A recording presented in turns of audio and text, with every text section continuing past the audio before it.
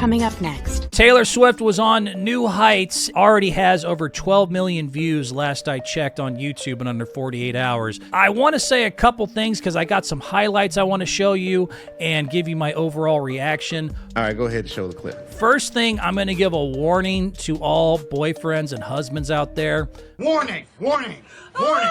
Because Travis Kelce really sold us up the river here. Travis Kelce, in this interview, right out of the gate, set such a dangerously high bar for every boyfriend and husband.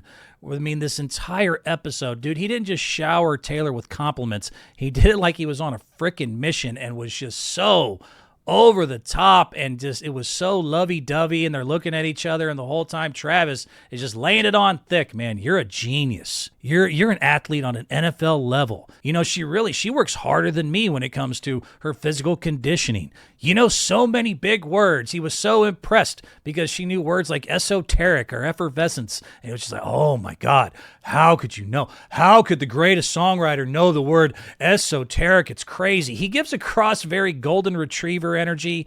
Like, think when you ever seen those owners where they'll hold up a towel and then they'll go behind the doorway and the dog just suddenly is just completely freaked out and just like, oh my God, are you a wizard? How did you disappear? You must be magic. It was kind of the same with listening to Travis just go over the top and nonstop effusive. Women online are absolutely eating this up, especially the Swifties. So I will warn anyone that's a guy out there that has a significant other, do not watch this with them unless you've been on your best behavior. I want a divorce. Dude, because if you're in trouble, you're going to get the look. Even if you're not in trouble, they're probably still going to give you a little bit of the look or that side eye of like, why don't you say all this about me every day? I'm the smartest, most beautiful. I know big words. No.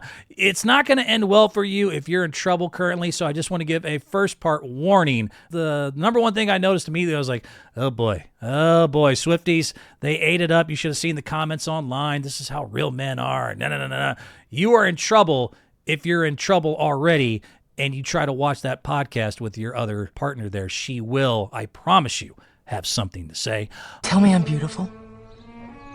The vibe itself of the podcast, look, it was a puff piece, and I don't think that was really that shocking, but it did feel comfortable. It felt natural. A lot of Taylor Swift fans were just happy to say, hey, look, man, she seemed genuinely relaxed. The Kelce brothers kept it light, and let's be honest, though, it was a puff piece. There was no hard-hitting questions, although I've heard Swifties now say, hey, man, that's actually, we didn't want an interview where there was any gotcha questions, but it was a love fest, which is fine, but I also think it's the reason it won't break any records. Like, it's going to do well. See, anything Swiftie does, she announced her new album, for Christ's sake, on it. It's going to go well. I don't think it'll hit like the Shannon Sharp, Cat Williams levels or the Rogan Trump interviews, which are the highest, most watched podcast of all time, because there's just no controversy. There's no meat. Shannon and Cat got 70 million views in their first month. Rogan and Trump have hit over 200 million across platforms in just under 2 weeks. It's pacing well. It's already over 12 million. I'm going to guess 30 to 40, maybe 50, 60, which is close, but it's still not going to get there. There just wasn't enough anything other than, again, just a pure love fest. Oh my God, esoteric, effort. How could she? So, but it was cool. It was interesting, and they did talk some sports, and that's something I do want to talk about. I did find a couple highlights that were at least sport related because, you know, Travis does play for the Chiefs, and Taylor, whether you like it or not, has had a huge influence on the NFL, and I think is a positive overall. So let's start off with this first one here. This is from last night. They were talking about how Andy Reid, it started with how Andy Reid was the one who claims he now got them two together as a couple, but they talked about his leadership, and I thought that was interesting. So Mateo, if you can hit this video here for me. Andy Reid has recently revealed that he was the one who set you guys up. How true is this revelation by Big Red? Whatever Andy Reid says, we're going to stand by. We're not going to refute anything. He says it.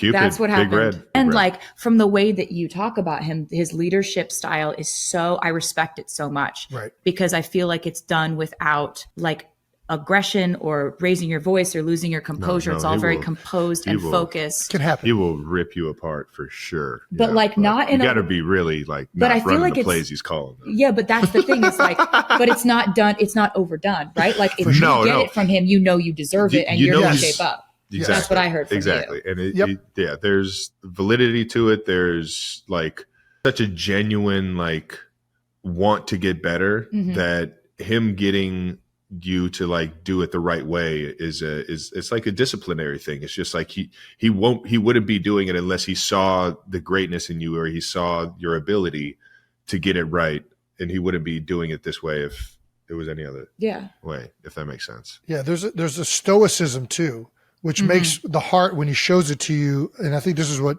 you're kind of saying, Taylor. He's so like composed and so like locked in. And then all of a sudden when he does show that little bit of like warmth, it's like, oh, there's that teddy bear. I see him. Yeah, he's funny. He's cheeky. Yeah. And then, but it's like everything has a reason. Like everything is very like intentional. He's like, I feel like he like coaches and lives in a very intentional way, which I think is really awesome. And it's just like a great leadership style. Yeah. There's a layer of trust and there's a layer of like discipline where you're going to have some fun playing for him, but you're going to know when you got to flip that switch to be serious and be on point and do it his way. He says it all the time. He's got 51%. I was like, all right. Whatever you say, boss. I always feel like when you lose your shit, you lose your leadership, you know? Yeah, for sure. It's just kind of something I've always kind of tried to administer in what I'm doing. But he's a huge role model for that, of how he motivates people and how he does so without flying off the handle, and is just very focused on what the right thing is at the right moment. Yeah, I thought that was actually some great points there and some good insight from both two different worlds, but still involving leadership, because talking about Andy saying he's a player's coach, but he still demands excellence and that he will rip you apart if necessary, but it's rare. So when it happens, you know you deserved it. And everything he does is intentional, measured, rooted in wanting you to succeed. Those really are what makes a great leader. So it makes sense that Andy is so successful in the NFL for as long as he has been, because like she said, losing your shit is just never a good thing to do.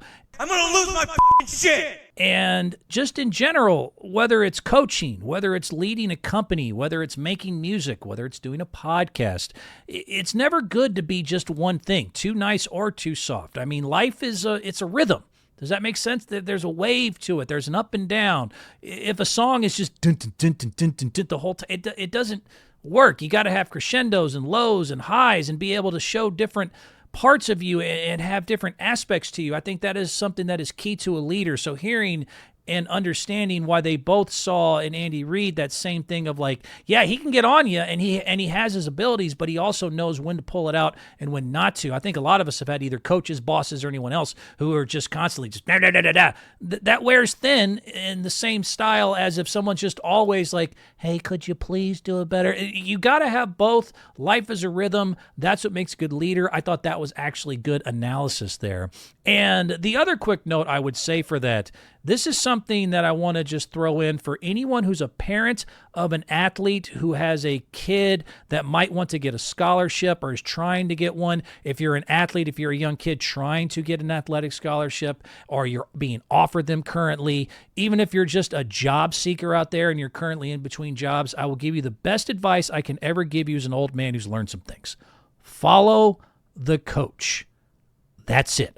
When I am able to talk to kids who actually believe me, I'll play with some basketball with them or something. Go, oh, you actually played. What was your advice for me? I'm looking at, a few different schools. Follow the coach. Same if you're looking at a job. Follow the boss. Forget the money. Forget the city you're in. Forget the facilities. If the leader of that place does not have your best interest at heart, nothing else will matter, and you will hate that existence. They are the one person that will set the tone for your entire experience, whether it's a job, whether it's a coach, whether it's a college. No matter what, I will always preach now in life experience. It has taught me that the best thing you can do is follow a coach and screw the rest. Everything else is secondary, and I thought that was some actually good insight on Andy Reid, leadership style, etc. The other thing they talked about sports related I thought was good, and it's something that needs to be brought up more even now, because a lot of people, and she made that great comment even of like, oh, NFL fans, the thing they want more than anything is to see me some more. Look, you little smart ass. But the Swifty effect on the NFL is real, and I think it's a good thing. I'm not one of these people who bitches about this, and so they talked about it. Hit this next video here for me, Mateo. How many people have come up to you guys and talking about how much they've appreciated you being a part of the Chiefs and like their daughters all of a sudden being into sports? Because I get it all the time. Yeah. I can't imagine how much you guys get it.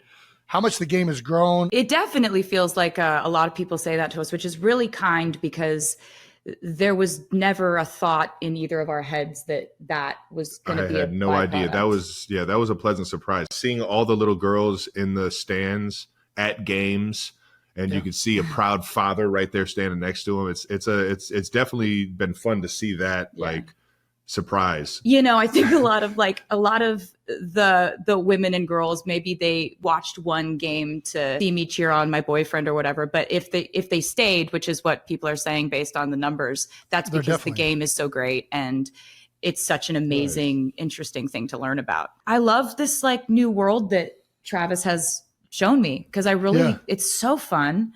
It's so exciting. There's so much pressure on these players that I kind of was like, I've only ever been in music and been seeing that, but the pressure on sports is just such a different type that I have such a respect for everyone. Everyone I meet on his team, everyone I see doing this, I'm just like, you've been focused on this since you were a kid and it shows. Well, and I'm sure there's a lot of relatability there.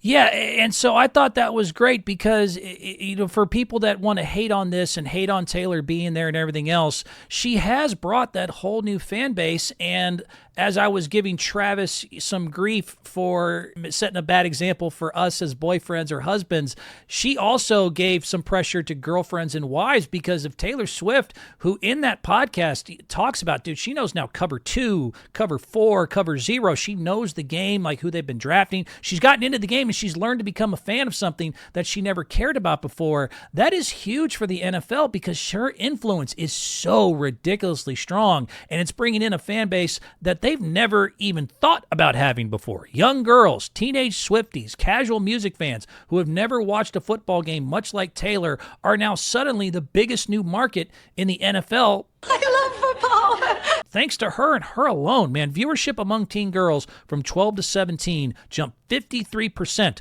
when she started going to Travis Kelce's games. Chiefs merchandise spiked 400% after the first game she was spotted at Arrowhead. Ticket resale prices shoot up over 250% every game that she goes to. NFL's Instagram gained over 2 million followers in just 2 weeks. The Chiefs-Jets game that she showed up to a year or two ago was 27 million viewers. That was the most watched Saturday night game since the damn Super Bowl. Nearly half of those new viewers, by the way, these young female viewers like Taylor, have stayed tuned even when she is not at the game and are still learning about the game. NFL execs have literally said she is now introducing a new generation to the game. So even if they did start off just come to see her and see Taylor and talk about her outfit or whatever else, many did get hooked in the way that we all did watching this sport. And even she said at the end of that, I've grown to love the game. I've learned about the pressure and what you guys go through, and it's really fun and it's exhilarating. So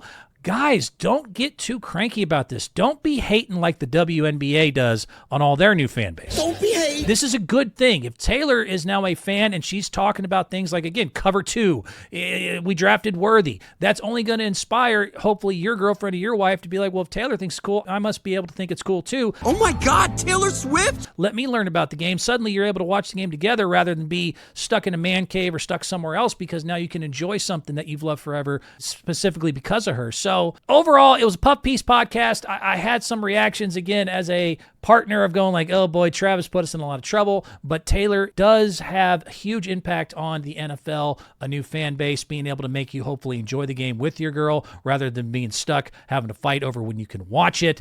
And I also like what they said about leadership style with Andy Reid, how that applies to life in general. It was cute. It was fun. There wasn't enough meat. I don't think it's going to break records, but it is probably going to hit 50, 60 million and is overall worth the watch if you have time. Everyone's been watching and talking about it. It's the New Heights podcast. Just Google that on YouTube and you'll find it. Full episode online now. And if you don't like, comment and subscribe. Well, let's just say the joke's on you. See you next time.